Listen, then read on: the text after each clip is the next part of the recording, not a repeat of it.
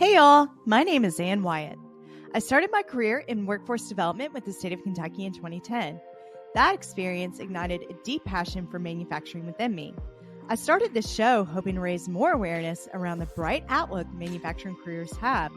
Join me as I sit down with some of the manufacturing industry's most successful changemakers and learn how they're partnering people with technology. It's time to give people more meaningful work. This is Workforce 4.0. Hey y'all, welcome back to another episode of Workforce 4.0. I'm your host, Ann Wyatt. I'm so excited to have Soren Peters with us here today. Soren is the CEO of HowToRobot. If you've been at a trade show recently, you have no doubt seen their amazing shirts, like the I Like You a Bot shirts and the ever popular Automate Everything But Happy Hour. Those are always a huge hit. And if you haven't been to a trade show, you are probably well familiar with the HowToRobot crew on LinkedIn. So Soren, I'm so happy to have you today. I love what you all are up to at HowToRobots, and it's going to be such a great conversation. Let's bet on that. Yes. Yeah. Yeah. So how are you? For those that maybe have not been to a trade show, or maybe they're not on LinkedIn listening in today, describe yourself, Soren Peters, as the iconic CEO of HowToRobots, and tell us a little bit more about yourself. I think the only iconic part is probably that I'm pretty tall and have this terrible half Danish accent. That, but that is kind of a mix. I've also been living in Chicago and now here in Nashville, and then a little bit of Danish. So that might be the iconic part. But no, I think yeah, I'm fronting here How to Robot, and I think I did quite a lot of years in IT when that was it's still a thing, but it was growing in the 90s and grew up with that and got familiar with robots some maybe 10 years ago and was pretty amazed by maybe not the robot itself, but I mean that's fantastic technically as well, but I think what things it tees up for us in the future, what it does to our workforce exactly and our humanity basically, I think. So yeah. And that's a huge reason of why I wanted you come on the show today and share a little bit more about your perspectives on that. But before we get to all that, there's a simple question I got to know more about Soren Peters here is what is your go-to karaoke song or even your favorite song? Yeah, so the thing is, I actually do play music, which you didn't know asking this I question. did So not know. So that also means that karaoke is probably one of the worst things you can ever put me through because I actually enjoy people that can sing. Yeah. And I think one of the most awkward moments or moments that I wanted to flee, probably is the right word, most in my life is in Copenhagen, where I lived many years in Denmark. There's a little bar called Sam's Bar, which is the old show you guys had that was called Cheers. The Oh Danish yeah. the Danish translation is called Sam's Bar. Don't go into that. And someone did a karaoke bar in the middle of the pedestrian street in central Copenhagen. And for some reason, it is mostly foreign Asian tourists that decides to visit that bar. And now they just I think, kind of took it all the way through and are now selling little boxes with Asian food as well. But they do have a karaoke scene, and I had an office pretty close by, so I went in there one night, and I've never gotten out of a place that fast again. That was Sweet Home Alabama they were singing, and it actually Ah. it took me a minute and a half to realize, being a musician, that it was Sweet Home Alabama we were singing. I say we because we weren't, but I actually do like Sweet Home Alabama. I sing Okay. it myself in my old band. So yeah, I don't know. I like a ton of things, and I think depends on.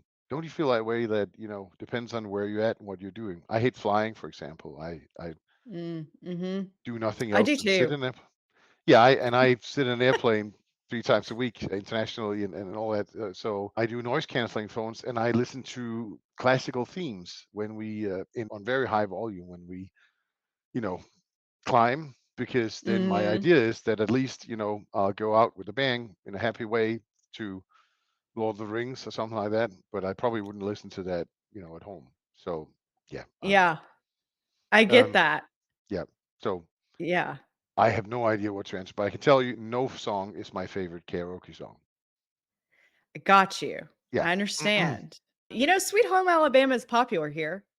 In Europe too, for some reason, Yeah. although might be a little southern, but yeah, no, it's I think for most Europeans that's like, hey, this is the U.S. Sweet Home Alabama. Whether that's true or not, I'll leave that up to people too. But for us, it's a song that connects, and it's three chords, and it's pretty easy to sing, and even if you're pretty drunk, you are able to still sing it as well. So we play it in a band because we play at weddings and things like that. And people get drunk, so it's popular. No, that's really cool. What's your one of your favorite songs? So I did not know that you played in a band and you did that. That's really awesome. What musical instrument do you play? I play bass because Nice. it kind Okay. of fits my voice. So yeah, I'll be a terrible And violin. yeah. And what's your favorite song to play when you all are playing your gigs, your weddings and all those things, your shows? Oh man, actually, I think it's "Get Lucky" with Daft Punk because it's Nice. four chords. It's super simple. It kind of plays itself, but that Yeah. everybody loves that song, and it's just one of those songs where everybody likes it. It's that, or it's 9 to 5 with Dolly Parton, because Oh yeah. especially being a bass player, you can have fun with that. And it's old classic songs, Money for Nothing, things like that. I think my musical interest kind of stopped late 90s. I've kind of forgot to listen to music on the radio after that. So I don't know. Yep. I mean, you haven't missed much, I don't think. I mean, well, maybe a little, but not Yeah. like, you know. I don't know. It's just it's one of those things where you got your things, right? So what I hear personally is one thing, and what I play in a band is different, because you play the things people want to dance to, and that might not be what you put on your speakers at home, because you on a regular Friday night when you had a tough week, maybe don't want to dance to Whitney Houston, in your kitchen. Maybe you want to. I don't know. I I mean, I rarely usually I dance usually to Whitney cry to Houston. Whitney Houston on my Friday nights after a tough week. Kinda Exactly. And biggest female hit I think ever, but originally done by Dolly Parton. So yeah. So awesome. there you go.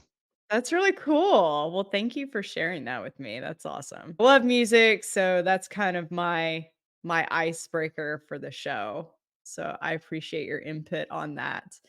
But Soren, I think that you've done such an amazing job with How to Robot building a sense of community throughout, just like on your social media channels, but also at shows. I was at several shows that How to Robot was at this year already.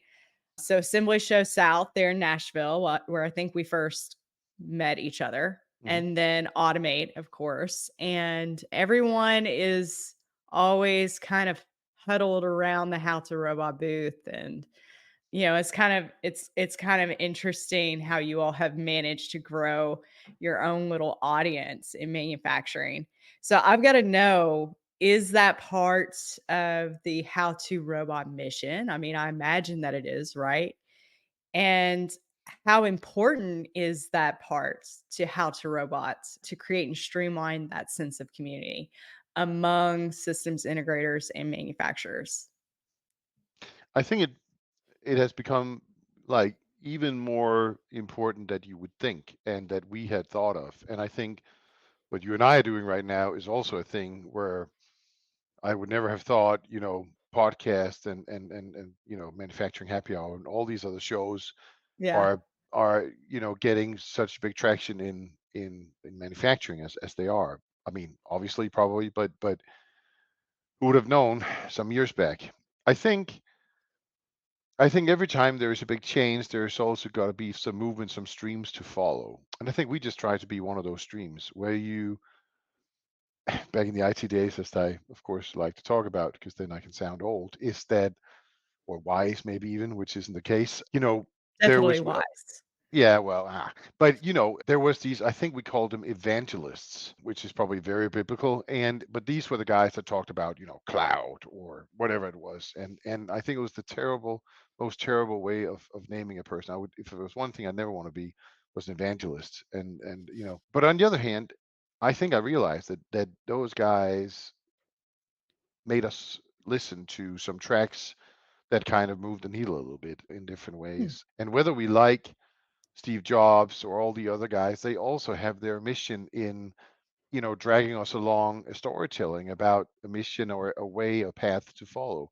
So I think what we realized is, I mean, and I'll be the first to admit that, and probably have to, we thought after doing consulting for a while that, just adding a buying platform on a site with all the vendors on the planet, obviously all the guys is going to jump on there, buy everything on there, and all the sellers would sell, and it's going to be fantastic. And it definitely was not, because you know, we never realized how off we were in timing on people doing that. I think I read an analysis once on B, and one of the things that I didn't know was that they spent a ton of money in their first years on photographers. Huh. Yeah, exactly. And I was wondering why. Well, because when Ann Wyatt wants to rent out her apartment, it might look amazing. I've never seen it, but it might look amazing. But maybe Ann Wyatt is a dumbass with a camera. I know I am. Yeah. So it might be, Yeah. Well, there have been times now that you mention it that Ann s- Wyatt's yeah. not been So the great point at is, maybe you live taking in a place that looks like photos. the Vatican and Michelangelo's, all that, but because you're a dumbass with a camera, it doesn't on pictures. And I think the point is that they couldn't get people to rent those apartments because they look like shit on photos, even though they weren't. So they ended up paying photographers to go out to people and visit them and take photos of their apartments so that the topics suddenly become sellable. Yeah. And I think one of the things we realized is that we are kind of on the same mission. We have to shed a light on a lot of things that aren't not shed a light on these days, which is like all the little puzzle things that needs to fit together for a guy to, actually jump on a manufacturing opportunity, or for someone to jump on a robot. I mean, what is these things? And if there is a lot of adoption in robot right now, people are buying it. But if you look at what I think is the potential, we haven't seen half of it, or maybe not even a tenth of it, right? So if you want the mass adoption, you Yeah. got to make it popular. You got to make it mainstream.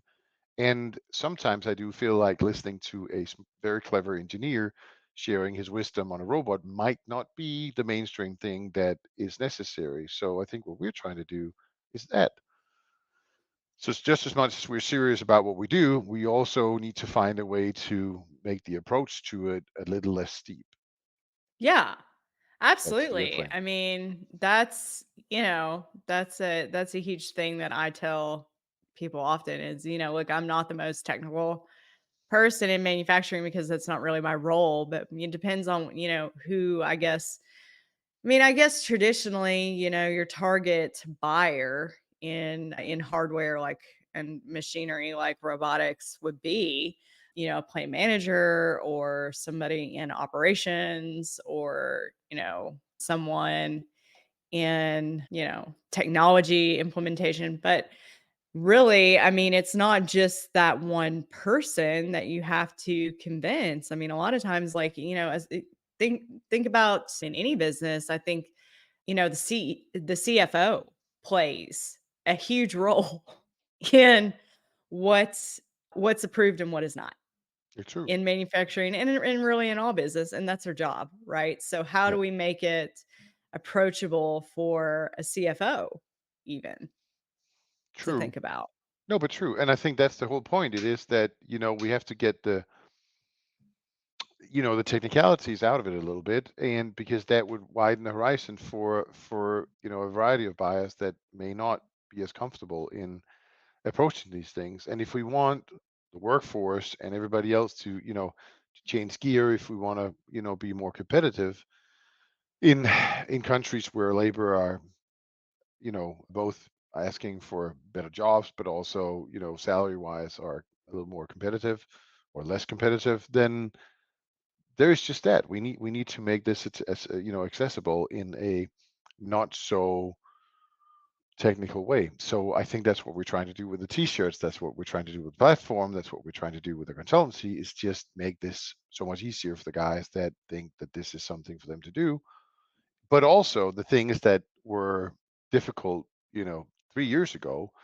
How do we commoditize that a little bit more and then Mm. make room for the things that are now more difficult? They get a little bit of more space and things like that. I mean, so it's not a big thing to make an electric car right now, but I remember a friend of mine buying his first Tesla in, I don't know, 13 or whatever, and we all Yeah. watched it. Today's, if someone buys a Tesla, I might be polite and say, "Oh, what a nice car," but that's as far as it will go, probably. But so it will commoditize. It'll move downwards, and I think communication, I think what we do and things like that, your podcast here and things like that does that.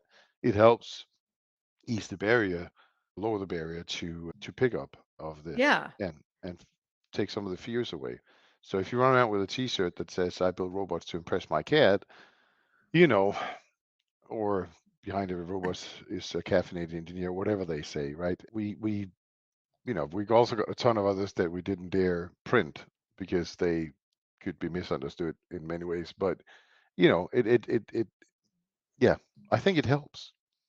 It does help, and it kind of bridges that gap, which is really what we're trying to do in not only providing solutions, but also attracting people to the workforce. And I just love that. I think you guys are absolutely nailing that part of getting the word out there on what you all are about and building that sense of community. And I'm so excited to have met a lot of your folks with How to Robot and, befriend them over the years for sure. But how is that sense of community why is that important to you? Is that important to you, Soren Peters, the person? No, I think it is. I really think it Yeah. is because I think it's a good question. I think I realized that almost everything is in the end some kind of transaction, whether but I think even sometimes a marriage is, but if you don't ease that transaction, if you don't make the journey a little bit more comfortable, then it won't be pretty funny, right? So I think that goes for everything I do as well. There's just so many things that we can improve on. The little journeys they have every day, everything we do, and everything we try to accomplish in a day. There is ways to make it super comfortable, and there's ways to definitely not do that, right? And for me, Mm. as a foreigner with my terrible accent, one thing that I will say, and I'll say this to the entire American population, is stop those voice machines, because us that doesn't have us that have a thick accent can't use them. So if Yeah, I call Chase and say, hey, they'll say, say yes if you're. I'll always say yes. Sorry, I didn't get that. Then you know press one if I want to skip that terrible invention that doesn't work.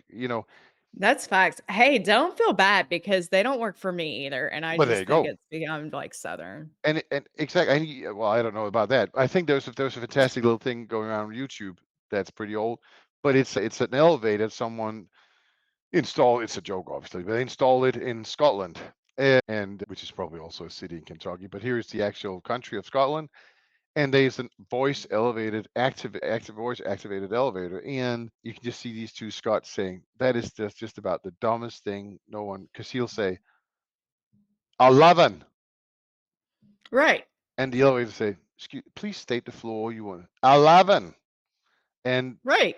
they'll never get to that floor. And I think so so for me, if we can find a way to just help ease the journey onto something that is new or different, for me as a person, it means a lot. Um, because I think we all experience that. I mean, and look at my mom. She had to get used to digital ID and things like that. Er, we have to go that way. We can't, just because she's my mom and 70 plus, we can't say that we're not going to do that, but we have to find a way to do that. So when I remember when Denmark changed digital IDs, we have one digital ID, we can access anything if I weren't living here, but when I lived there, I could access my medical records, anything with one ID. Super Yeah. smart. Yes, super smart. But there was a lot of people that didn't know how to. So all the libraries. So when we did the change and you had to use your ID, all the libraries also equipped a couple of persons with some kind of desk where you could come and get help if you didn't know how Ah, to. So the first 10 times you were uncomfortable about it, you went to the library and you had a cup of coffee and you sat down and you got the help. And eventually, we actually managed, I think, to get most of the population to love or hate or whatever they do, but still use that ID. But so that's my point is that there's a road there on adoption that we need to do. So just as much, jumping the gun a little bit, but just as much as we are talking about educating the guy that is operating a robot, I think it's just as important that we look at the entire factory and say, guys, who else is uncomfortable about this thing standing in here? It's Right. in your vicinity. Why don't we just share a little knowledge about that and not only skill the guy that's going to operate it, but actually most of you who, if you don't want to, walk in its vicinity, well, why don't we, just help you a little bit? So, Yeah. Yeah. and I think there's a part there to play. It goes a long way. Like just saying, how can I help you? To even like your frontline workforce and everyone in your organization, that just goes such a long way, and it does build community along the way. I love that. True. That's So, awesome. yes. So, yeah. Well, I think, I think your thoughts on community and coming from that POV as a leader are super important to not only building community, but it's also inspiring to other people that are maybe looking at you in a place of leadership and thinking, I really aspire to be, a CEO like Soren Peters at some point in my career. But I got to ask, for those that are maybe interested in hearing that aspect of the show today, what does that leadership look like to you? And how important is that term to your own career? And then what impact do you hope that you have on others out there that maybe have those same career ambitions? I will say if there's anyone sitting out there thinking I want to be that guy, probably would say, with my Danish ancestry, that you should stop drinking but and maybe get a quick talk with you shrink. But no, I think what we're trying to do, inspire, inspire to is more kind of a thought leadership, but also, I mean, I remember when we started out both on the consultancy and the platform, and some of the first things we try to share was this, idea of visibility on the journey people are going through to buy a robot. And quite a lot of integrators in Europe at that time actually had a lot of pushback on it and Hmm. said that that was necessary. They technically, and I got that in writing from a couple of people, they technically told us that clarity was necessary. And I remember I said, "What? How can it be bad to get a few offers from the market just to gauge whether this is, $1 million or 200? Some integrator might be wrong or have seen the project in a way that it shouldn't be seen. I mean, we're all humans." And I got that in Yeah. writing too from a couple of integrators back in the day that said, "Yeah, no, no one would use three quotes. Doesn't make sense."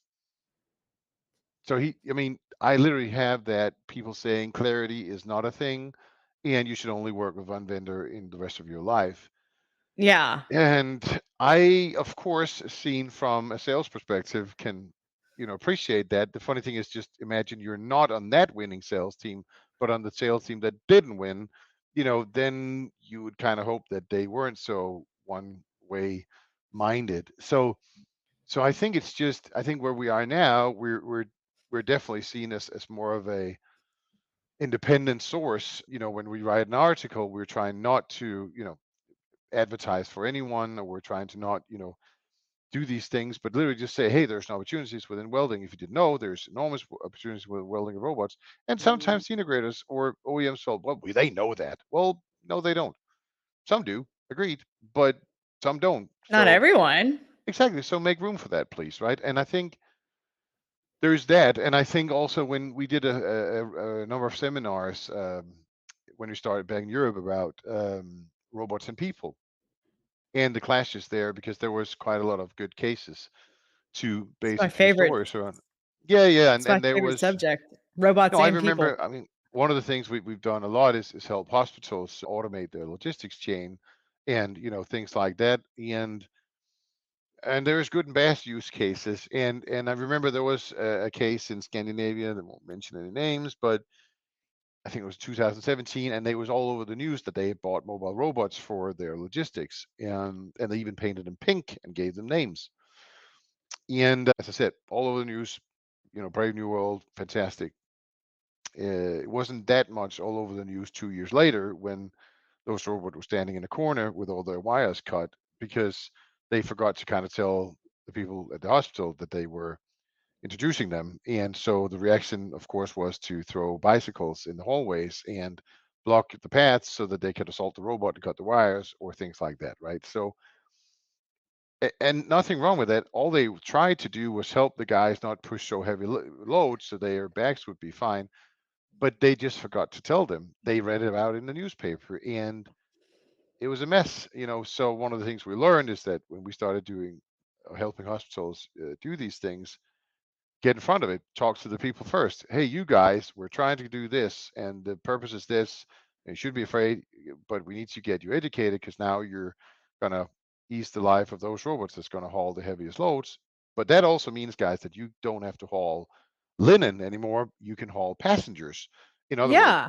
patients, and you can actually be part of the warmth that a health system should offer its patients and not be the guy pushing linen in the basement. So you're technically being upgraded, but it's a it's a song, it's something you got to sing first.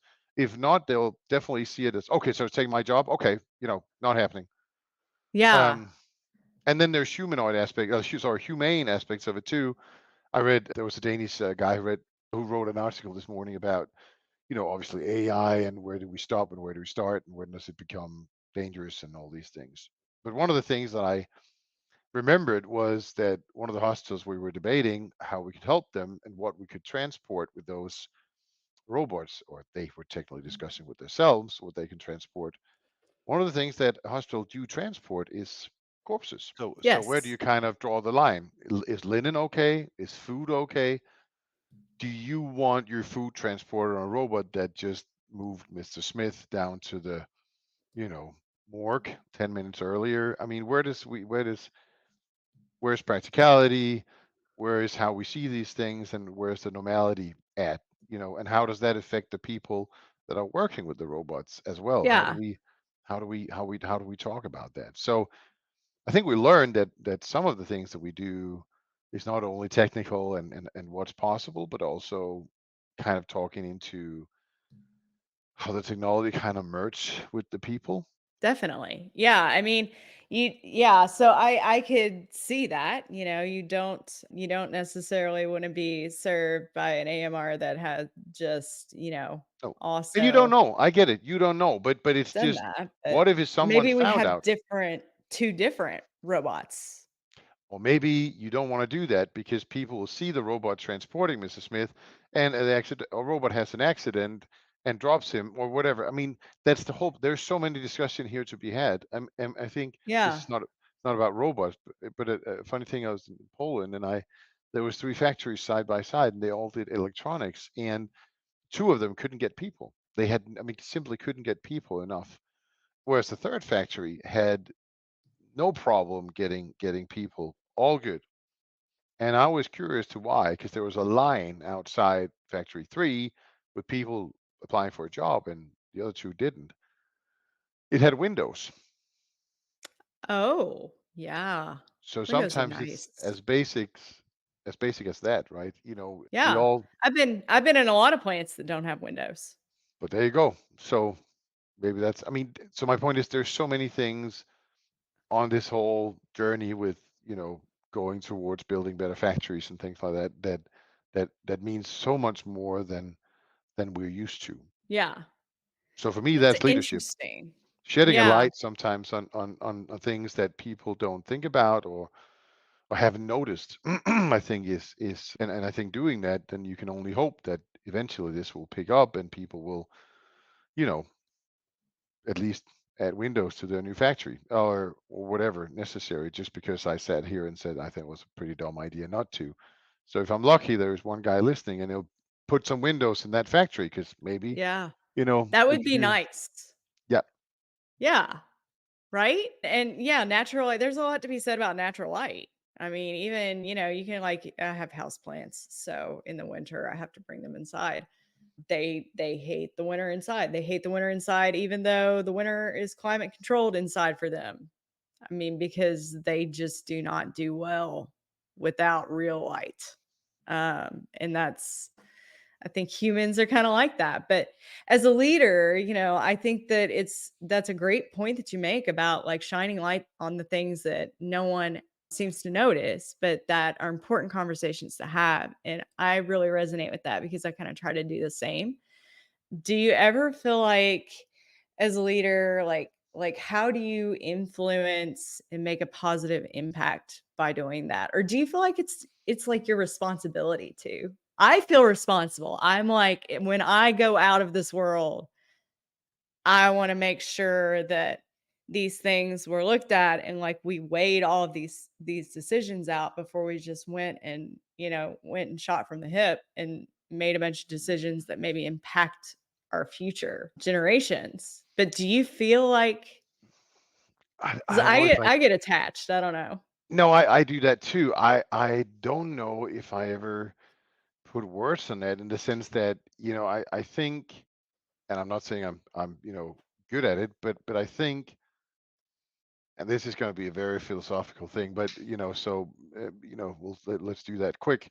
But I think our legacy is, what we create while we're here, and I think I think as much as we can, just move the needle a little bit every day that we're here. I'm pretty sure that every time I go to bed and then feel that I move the needle for some people, there's obviously also going to be people that are going to think that I didn't do them any favors that day because they think I'm an idiot or hard-headed or yelled or whatever I did. But but I think all in all, I think our purpose here is just to do that every day, and we all do that in our little ways. So so how do you just sometimes you help people in the way that they probably didn't need help that day, and sometimes you actually do manage to help them in a way that makes sense for them that day.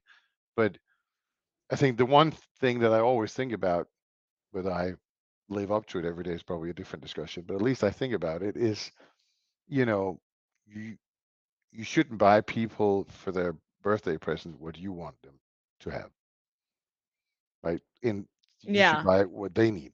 And I that's think right. we all, yeah. So, you know, um, you cook steaks for your wife, and you probably, there might be some that think that's great, but there also might be some that would rather have, a fancy fish dinner or a little glass of rosé or whatever we're different. My point is just, on the other hand, I probably wouldn't be too happy to what do you say, too happy about a vegetable lasagna with some homemade juice. I mean, I appreciate the thought, but I probably want the steak instead. So, I get and I it. think in Yeah. everything we do, I think that's our job, right? And I think, let's not install robot for the sake of you or for the robot, but and for the sake of getting to Industry 4.0, but let's look at, what makes sense and how do we get to that point as fast as possible. I think that's the chance we have to make an impact. So whether we're doing that or not, I don't know, but I think we're trying, at least. We're trying to level the playing field in buying and selling of robots in automation, both for the buyers, but also for the sellers. Although I think both parties sometimes think we don't.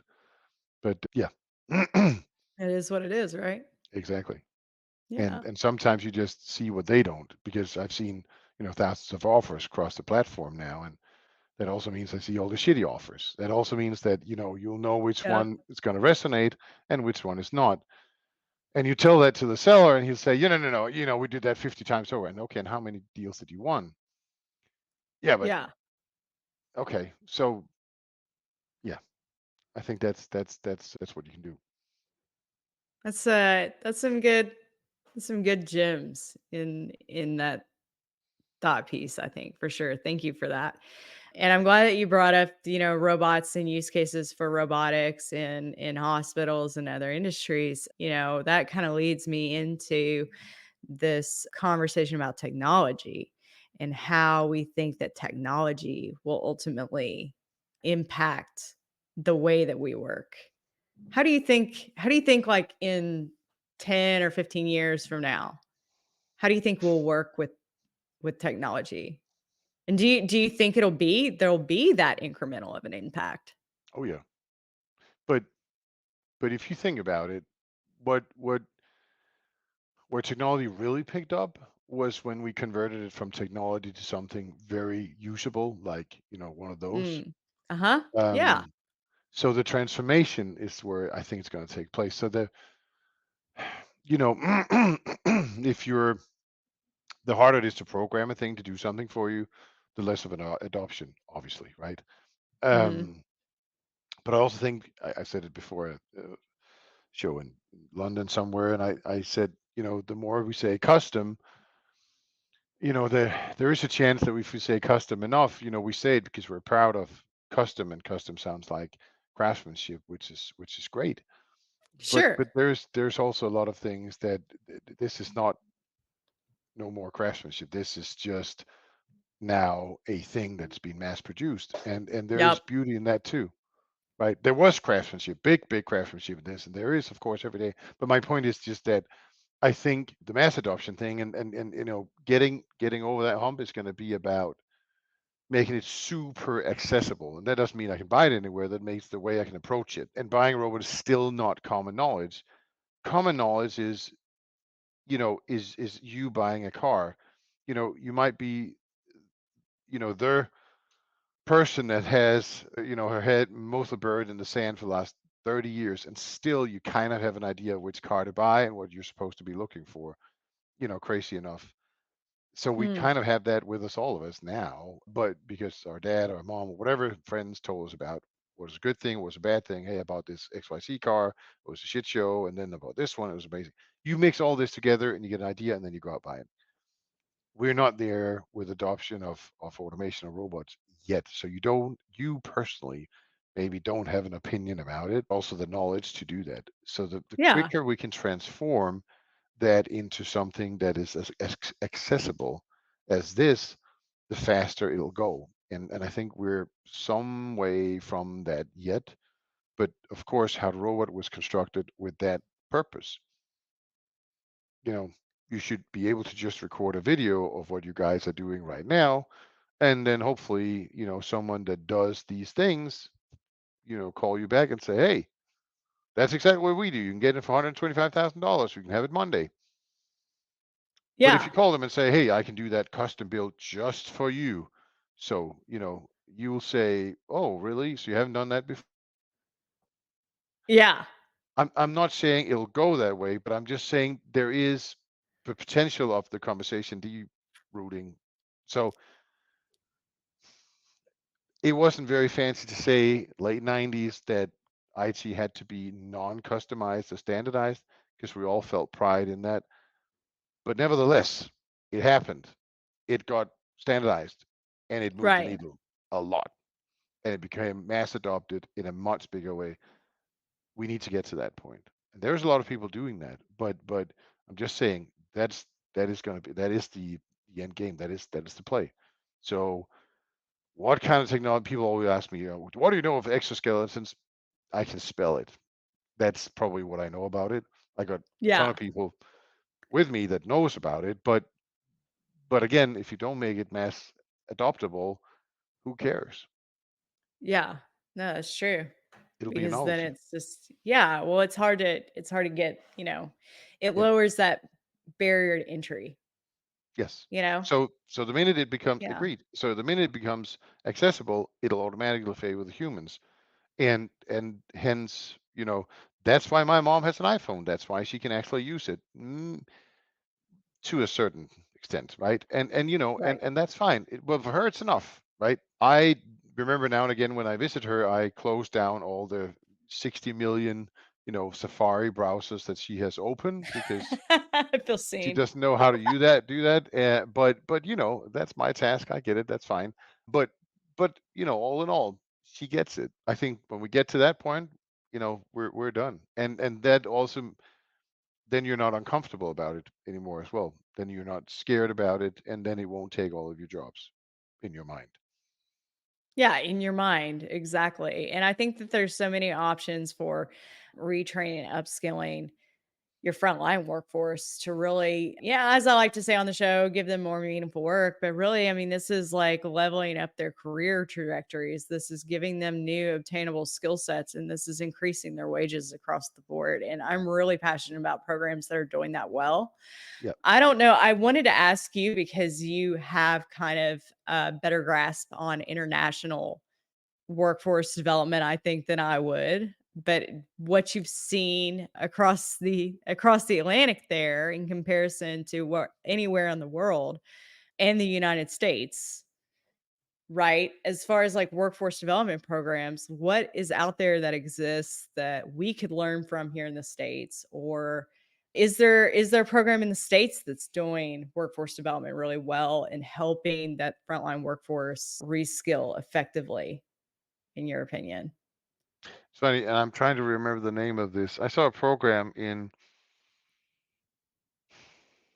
was up in Wisconsin that really tried to upskill, the classic manufacturing guy on the floor to Yeah, kind of grow into robotics. And I wish I could remember the name right now, but where they really like push some people forward and make them kind of spokes for this.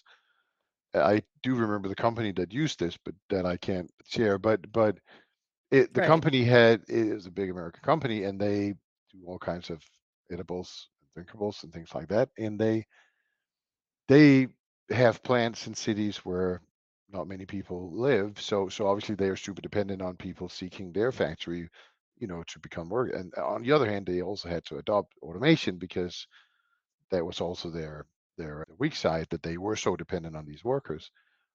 And I was up seeing some of their development programs. They work with local high schools and schools. They leaned in. I think you guys are actually pretty good at it here in the U.S. to lean into your high schools and you're Mm. doing programs. I mean, I saw on high school up there, I saw a local carpenter company literally sponsoring courses in carpentry, and as much as it's commoditized a little bit, it also makes sense. I mean, I obviously get why they do it because they know they can go pick the right guy that they can hire. I get it. Yeah, But on the other hand, they're also teaching people a real craftsmanship based on real tasks. Build a roof, build this, that, and the other. And so this company and others, were very good at re-educating their workforce into this journey of automation, this journey of robots. And I was very impressed that we met this pretty big company, and the local initiative taker on the local high school was there on the meeting too, and they knew each other very well because oh, he that's realized cool. the factory guy knew that his biggest accomplish, what do you say, whatever associate in this would be that lady from the school, because she would feed Yeah. into his factory, and she also had a chance of upskilling them in the way that he would need, and so on.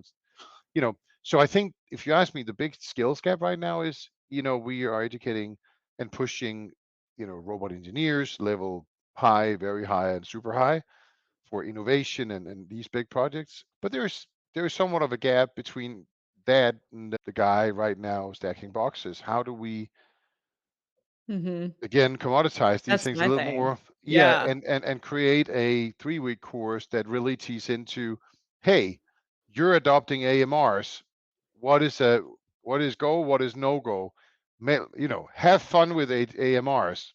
Do a course like that. Why don't you like tip them over and see what they do? I mean, we all, well, obviously I didn't because I'm a saint, but some of us, tipped beetles over to see how they were, turtles, to see how quick they can go around. And I'm no saint, so of course I did that too, just to see what Yeah. happened. Why don't we do the In same with this our Mars? in the Right? South, we do cow tipping. That is a Let's not go fun into that is let's a not go into fun. that. I'm from the countryside in Denmark, so let's not go into that. But but my point is just that no, but you know what I mean. We did it when we were younger to figure out what the hell happened, and I Right, think that's what we need, right? We know, yeah, this is a collaborative robot, so it isn't dangerous. Come demonstrate.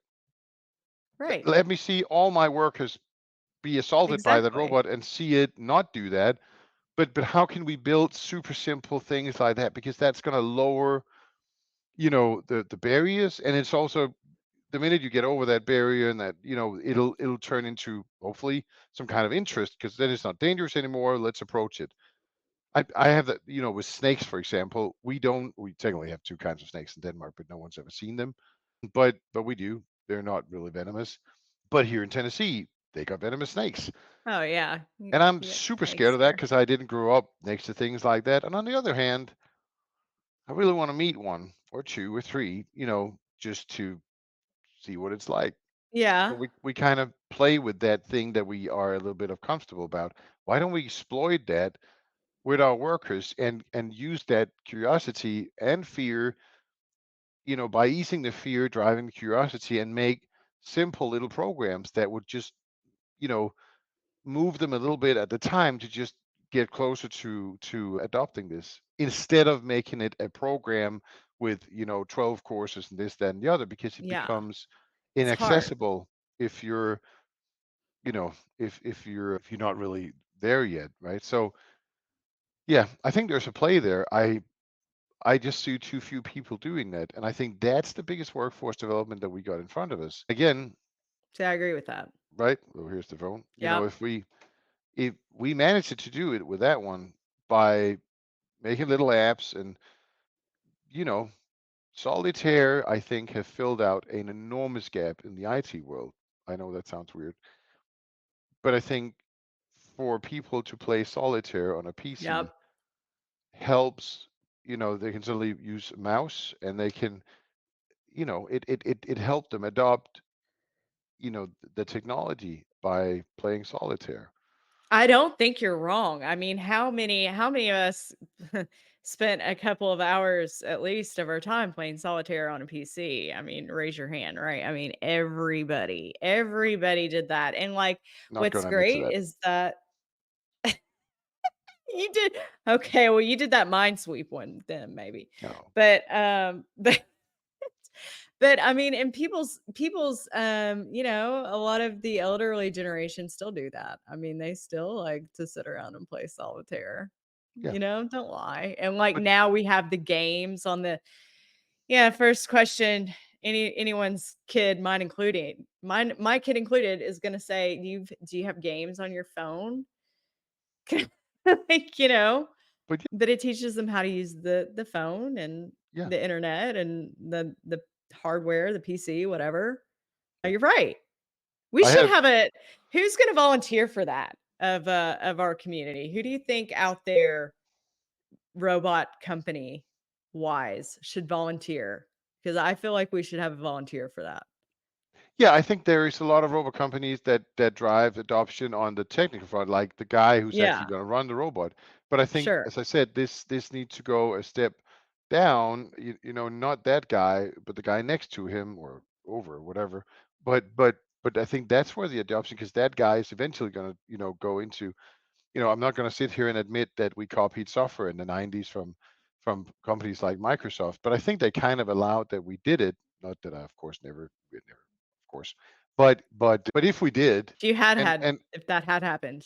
yeah, if that had happened, I would have had a copy of Windows whatever, and or DOS in my case, and it would have allowed me to play with that. And which piece of software do you think I bought when I had the money for it, right?